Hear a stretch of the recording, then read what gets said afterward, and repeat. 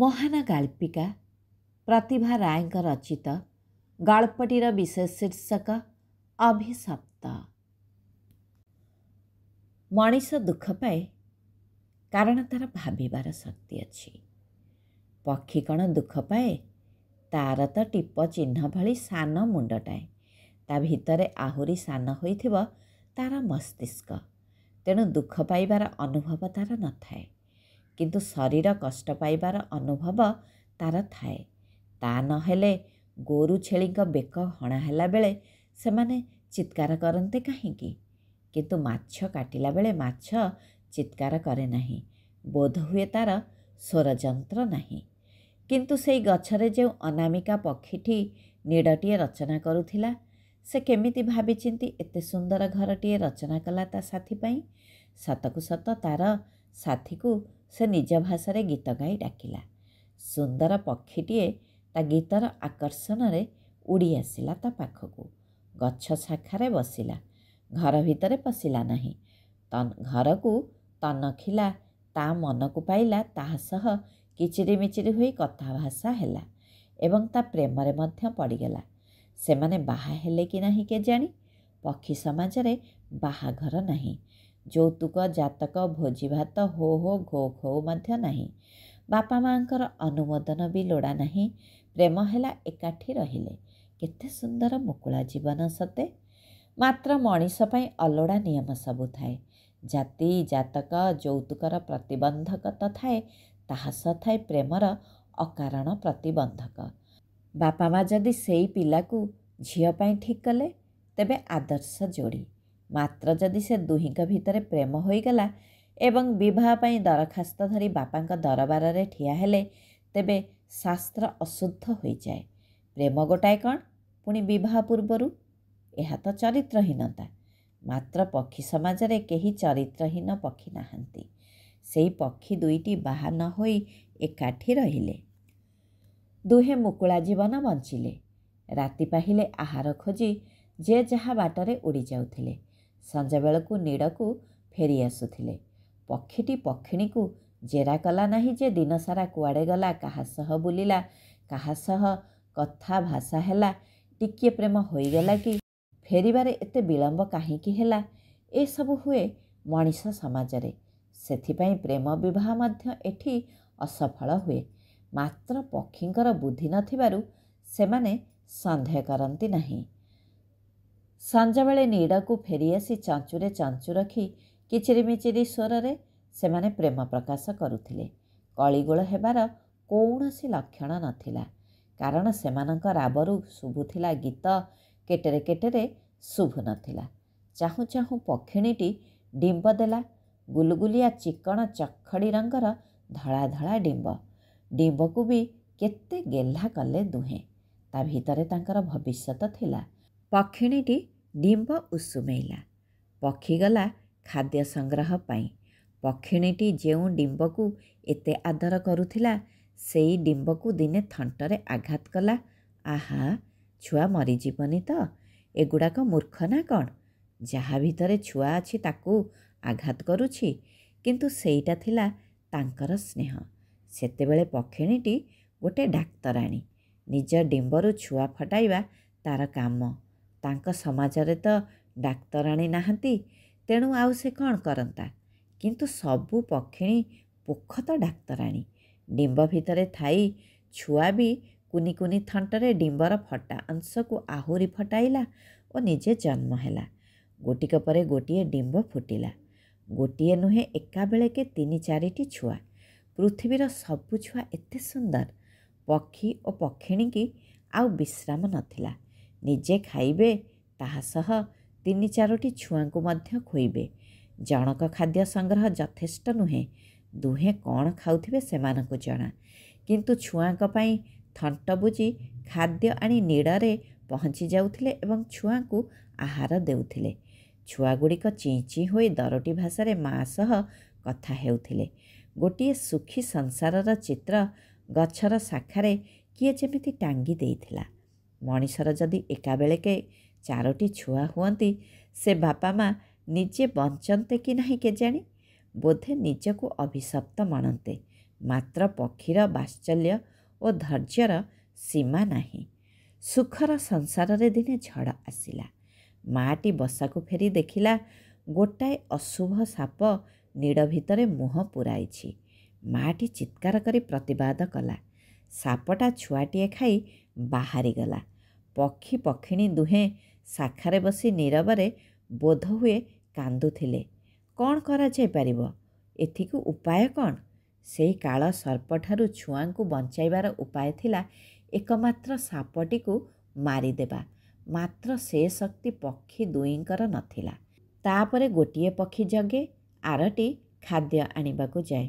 ପିଲାଗୁଡ଼ା ଚଞ୍ଚଳ ଚଞ୍ଚଳ ଉଡ଼ି ଶିଖିଥିଲେ ଏପରି ବିପଦ ପଡ଼ିନଥାନ୍ତା।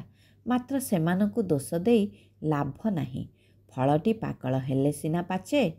କଷି ଆମ୍ବକୁ କ'ଣ ଆମେ କହିପାରିବା ଯେ ତୁ ଚଞ୍ଚଳ ଚଞ୍ଚଳ ପାଚିଯା, ନହେଲେ ଝଡ଼ରେ ଖସି ପଡ଼ିବୁ ଯେ? ସବୁ କଥାର ଗୋଟାଏ ସମୟ ଅଛି ନା। ଦିନେ ମା ପକ୍ଷୀଟି ଜଗିଥାଏ। ସେଇ ବେପରୁଆ କାଳସର୍ପଟା ଗର୍ବରେ ବେକ ଫୁଲାଇ ଶାଖାରେ ପହଁରି ଆସିଲା ପକ୍ଷୀ ବସା ପାଖକୁ।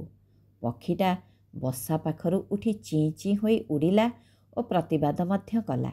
ସାପଟା ତାକୁ ଖାତିର କଲା ନାହିଁ। ତାହାର ଖାଦ୍ୟ ସେ ଖାଉଛି। ସେ କାହିଁକି କାହା କଥା ଶୁଣିଥାନ୍ତା?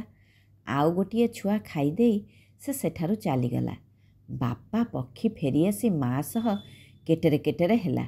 ଅର୍ଥାତ୍ ତୋ ଦ୍ୱାରା କିଛି ହେବ ନାହିଁ। ଏଥର ମୁଁ ବସିବି, ତୁ ଖାଦ୍ୟ ଆଣିବାକୁ ଯା। ମା ପକ୍ଷୀଟି ଦୁଃଖରେ କିଛି ପ୍ରତିବାଦ କଲା ନାହିଁ। ପ୍ରକୃତରେ ବାପ ପକ୍ଷୀଟା ଖୁମ୍ପି ଖୁମ୍ପି କାଳସର୍ପଟାକୁ ମାରିଦେବ। ସେ ବିଚାରୀ ଡରିଲା କି କ'ଣ କେଜାଣି। ପକ୍ଷିଣୀ ଉଡ଼ିଗଲା ଖାଦ୍ୟ ପାଇଁ। ସଞ୍ଜବେଳକୁ ଫେରିଲା। ନିଜେ କିଛି ଖାଇନି।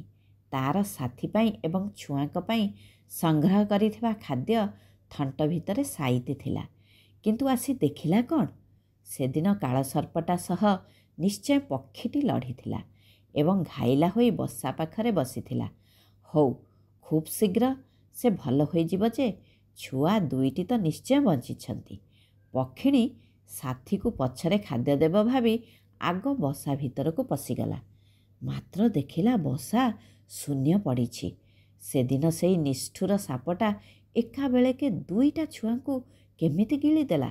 ଅର୍ଥାତ୍ ସାପଟା ସେଇ ଗଛରେ କିମ୍ବା ଗଛମୂଳ ଗାତରେ ଅଛି। ଏ ଗଛଟାକୁ ଆଉ ଭରସା କରିହେବ ନାହିଁ। ସାଥୀକୁ ତାହା ହିଁ ବୁଝାଇଲା। ସାଥୀ କହିଲା, କେଉଁ ଗଛକୁ ବା ଭରସା କରିବା? ସବୁ ଗଛକୁ ତ ସାପ ଭୟ। ତେବେ ଆମର କ'ଣ ଆଉ ଛୁଆ ହେବ ନାହିଁ? କିଛି ଗୋଟାଏ ଉପାୟ ତ ଚିନ୍ତିବାକୁ ହେବ ନା।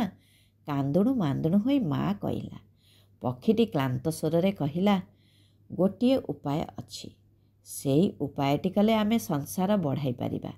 ଆମ ପାଇଁ ବେଶୀ ଜାଗା ତ ଲୋଡ଼ା ନାହିଁ।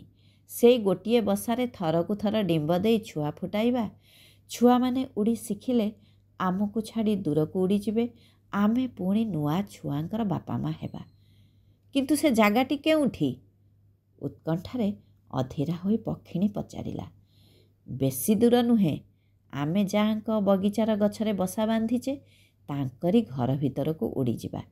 ଯେଉଁଠି ହେଲେ ବସାଟିଏ ବାନ୍ଧିବା। ତାଙ୍କର ତ ଏତେ ବଡ଼ ଘର, ଆମକୁ କ'ଣ ବସା ପାଇଁ ଥାନଟିଏ ମିଳିବ ନାହିଁ? ସେ ମା ପରା ଏତେ ଦୟାଳୁ। ବଗିଚାର ପକ୍ଷୀମାନଙ୍କୁ ବଞ୍ଚାଇ ରଖିବେ ବୋଲି ଦାନା ଦିଅନ୍ତି, ଖରାଦିନେ ପାଣି ଦିଅନ୍ତି। ଆମକୁ କାହିଁକି ମନା କରିବେ? ମଣିଷର ଘର ଭଳି ମଜବୁତ ଘର ଆମେ କରିପାରିବା ନାହିଁ ସତ। ଡିମ୍ବର ବାସ୍ନା ପାଇ କାଳସର୍ପଟା ଯଦି ମଣିଷର ଘର ଭିତରେ ପଶିବ ତାହେଲେ ତ ସମସ୍ତଙ୍କର ମଙ୍ଗଳ ହେବ। ବାପ ପକ୍ଷୀ ଦୃଢ଼ତାର ସହ କହିଲା। କେମିତି ସାପଟା ଏ ଘରେ ପଶିଲେ କାହାର ବା ମଙ୍ଗଳ ହୁଏ? ପକ୍ଷିଣୀଟି ବୁଝି ନ ପାରି ପଚାରିଲା। ଆରେ ଶୁଣୁ, ମଣିଷର ବୁଦ୍ଧି ଥିବାରୁ ସେ ସମସ୍ତଙ୍କୁ ମାରି ପକାଇବ। ସାପଟା ତାଙ୍କ ଘର ଭିତରକୁ ପଶିଲେ ନିଶ୍ଚୟ ମରିବ, ଏଥିରେ ସନ୍ଦେହ ନାହିଁ। ସାପଟା ମରିଯିବା ପରେ ଆମେ ପୁଣି ଉଡ଼ି ଆସିବା ଆମ ଗଛର ଶାଖାକୁ। କାରଣ ମଣିଷର ଘର ଭିତରେ ଖରା ନାହିଁ, ଜହ୍ନ ନାହିଁ, ମେଘ ନାହିଁ, ପବନ ନାହିଁ। ସବୁଦିନ ଆମେ ବଞ୍ଚିପାରିବା ନାହିଁ, କହିଲା ପକ୍ଷୀ। ସରଳା ପକ୍ଷିଣୀଟି ଖୁସିରେ ଦିଘେରା ଉଡ଼ିଲା। ଦୁହେଁ କାଠି କୁଟା ଧରି ସେଇ ନିରାପଦ ଘର ଭିତରକୁ ଉଡ଼ିଗଲେ ଏବଂ କେଉଁଠି ବସା ବାନ୍ଧିବେ ବୋଲି ଥାନଟିଏ ଖୋଜିଲେ। ଥାନଟିଏ ପାଇବା ଆଗରୁ ତାଙ୍କ ଉପରେ ମଣିଷର ଦୃଷ୍ଟି ପଡ଼ିଲା। ତାଙ୍କ ପିଲାମାନେ ଆନନ୍ଦରେ ତାଳି ମାରି ନାଚିଲେ। କହିଲେ, ଆମର ବଡ଼ ଭାଗ୍ୟ, ଚଢ଼େଇ ଦୁଇଟି ଏଥର ଆମ ସହ ଖେଳିବେ। ତାଙ୍କର ଛୁଆ ହେଲେ ଆହୁରି ମଜା ହେବ। ତାଙ୍କ ବସା ବାନ୍ଧିବା ପାଇଁ ଥାନଟିଏ ଖୋଜି ଦେବାକୁ ହେବ। ଅସମ୍ଭବ। ପକ୍ଷୀ ଆଉ ମଣିଷ ଏକାଠି ବଞ୍ଚିପାରିବେ ନାହିଁ। କାରଣ ପକ୍ଷୀ ଯଦି ଘର ଭିତରେ ରହିବ, ତେବେ ସେଇ ସାପଟା ହିଁ ଘର ଭିତରେ ପଶିବ। କି ଭୟଙ୍କର ଅବସ୍ଥା ହେବ ତୁମେ ପିଲାମାନେ ବୁଝିପାରିବ ନାହିଁ। ଏଇ ପକ୍ଷୀ ଆମ ବଗିଚାର ଗଛରେ ବସା ବାନ୍ଧିଥିବାରୁ ସାପଟିଏ ସେଠାରେ ରହିଛି ବୋଲି ମୁଁ ଜାଣେ। ସାପଟିକୁ ନିପାତ କରିବା ପାଇଁ ସବୁଯାକ ପକ୍ଷୀକୁ ବଗିଚାରୁ ନିପାତ କରିବାକୁ ହେବ। ପ୍ରଥମେ ଏ ପକ୍ଷୀ ଦୁଇଟାକୁ ଘରୁ କାଢ଼ିବାକୁ ହେବ। ଛୁଆମାନେ କାନ୍ଦି ଉଠିଲେ। ବାପା ମା ସେଥିକୁ ଖାତିର ନ କରି ଠେଙ୍ଗା ବାଡ଼ି ଧରି ପକ୍ଷୀ ଦୁଇଟାକୁ ଘଉଡ଼ାଇଲେ। ବାବୁ ଜଣକ ବାବୁଆଣୀକୁ କହିଲେ, ଶୁଣ, ତୁମେ ପକ୍ଷୀମାନଙ୍କୁ ଯେଉଁ ଆହାର ଦେଉଛ, ତାରି ଫଳରେ ଆମ ବଗିଚାରେ ପକ୍ଷୀ ସଂଖ୍ୟା ବଢ଼ିଯାଇଛି। ସାପ ସଂଖ୍ୟା ବି ବଢ଼ିବେ। କାଲି ତୁମେ ଆହାର ଦାନାରେ ବିଷ ମିଶାଇ ବଗିଚାରେ ପକାଇ ଦିଅ। ସବୁ ପକ୍ଷୀ ମରିଯିବେ ଏବଂ ସାପ ବି ଗଛ ଛାଡ଼ି ପଳାଇବ। ମଣିଷର ଭାଷା ପକ୍ଷୀ ଦୁଇଟି ବୁଝିପାରିଲେ ନାହିଁ। କିନ୍ତୁ ସେଇ ଦୟାମୟୀ ମା ଗୋଟିଏ ଶିଶିରୁ ତରଳ ପଦାର୍ଥ ଢାଳି ପକ୍ଷୀଦାନା ସହ ମିଶାଉଥିବାର ଦେଖିଲେ। ସେଇ ଶିଶିରୁ ତରଳ ପଦାର୍ଥ ବଗିଚାର ଉଇହୁଙ୍କା ଏବଂ ସାପ ଗାତରେ ତାଙ୍କ ମାଳି ପକାଉଥିବାର ପକ୍ଷୀମାନେ ଦେଖିଥିଲେ ଏବଂ ଗାତରୁ ମଲା ସାପ କାଢ଼ୁଥିବାର ବି ଦେଖିଥିଲେ। ତେଣୁ ସେ ଦୁହିଁଙ୍କର ସାନ ବୁଦ୍ଧି ଏଇ ଭୟଙ୍କର କଥାଟାକୁ ବୁଝିପାରିଲା। ସେମାନେ ପାହାର ଖାଇ ଡେଣା ଭାଙ୍ଗିବା ଆଗରୁ ନିଜ ଇଚ୍ଛାରେ ଘରର ପାଚେରୀ ବାହାରକୁ ଉଡ଼ି ପଳାଇଲେ। ଉଡ଼ି ଉଡ଼ି ପଳାଇଲେ ସହର ବାହାରକୁ। ସହର ଆଉ ଗାଁ ମଝିରେ ଥିଲା ଗୋଟିଏ ବଡ଼ ମଶାଣି ପଡ଼ିଆ। ସେଠି କେତେଟା ଗଛ ଥିଲା। ସେଇ ଗଛର ମାଲିକ କେହି ନଥିଲେ। ତାର ଶାଖାରେ ସେମାନେ ବସା ବାନ୍ଧିଲେ ନିର୍ଭୟରେ। ଏଣିକି ସେମାନେ ଜିଅନ୍ତା ମଣିଷ ଆଉ ନ ଦେଖିଲେ ବି ଦୁଃଖ ନାହିଁ। ମଲା ମଣିଷ ଦେଖିବେ। ଜିଅନ୍ତା ମଣିଷ ସବୁଠାରୁ ଭୟଙ୍କର ଜୀବ। ସେମାନଙ୍କର ଦୟା ଉପର ଦେଖାଣିଆ। ମଲା ମଣିଷ ବଡ଼ ନିରାପଦ। କହିଲା ପୁରୁଷ ପକ୍ଷୀ। ଆହା, ଅନ୍ୟ ପକ୍ଷୀମାନଙ୍କୁ ଡାକି ଆଣିଥିଲେ ଭଲ ହୋଇଥାନ୍ତା। କାଲି ଯାଇ ସମସ୍ତଙ୍କୁ ଡାକି ଆଣିବା, କହିଲା ପକ୍ଷିଣୀଟି। ପକ୍ଷୀଟି କହିଲା, ହଉ, ଏ ଅଭିଶପ୍ତ ରାତିଟା ଆଗ ପାହୁ। ରାତିସାରା ପକ୍ଷିଣୀ ମାଟି ଛୁଆଙ୍କୁ ମନେ ପକାଇ ଚିଁ ଚିଁ ବାହୁନି ଚାଲିଥିଲା। ସୂର୍ଯ୍ୟ ଉଠିବାରୁ କହିଲା, ରାତି ତ ପାହେ, ମାତ୍ର ଆମ ଦୁଃଖର ଅନ୍ଧାର ରାତି ପାହେ ନାହିଁ। ରାତି ନୁହେଁ, ଆମେ ଦୁହେଁ ଅଭିଶପ୍ତ। ବାପ ପକ୍ଷୀଟି ମୌନ ରହି ପକ୍ଷିଣୀ କଥାରେ ହୋ ମାରିଲା। ସମାପ୍ତ।